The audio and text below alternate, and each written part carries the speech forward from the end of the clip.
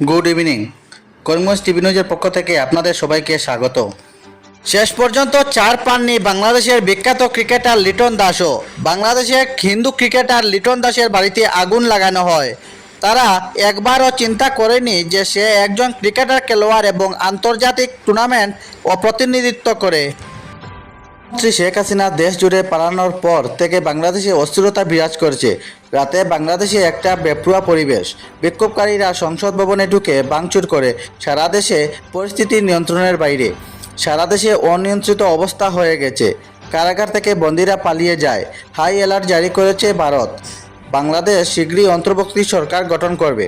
সেনাপ্রধান, নৌবাহিনী প্রধান ও বিমান বাহিনী প্রধানরা সরকার গঠনে গুরুত্বপূর্ণ বৈঠক করেন। শীঘ্রই বিএনপির চেয়ারপারসন খালেদা জিয়ার মুক্তি হবে। বাংলাদেশে আইন শৃঙ্খলা পরিস্থিতি বিবেচনা করে ভারত বাংলাদেশ সীমান্ত বরাবর করার সতর্কতা জারি করা হয়েছে। বাংলাদেশের পরিস্থিতির জেনে এ রাজ্যের বৃক্ষাপরি সীমান্ত সিল করে দেওয়া হয়েছে এবং বিএসএফকে হাই অ্যালার্ট জারি করা হয়েছে। সেই অনুযায়ী বিএসএফের তরফ থেকেও একাধিক জায়গায় তারা কিন্তু এই বর্ডার সংলগ্ন এলাকায় ডিপ্লয়মেন্ট রেখে দিয়েছে। এর পাশাপাশি সেনাবাহিনীকেও প্রস্তুত রাখা হয়েছে।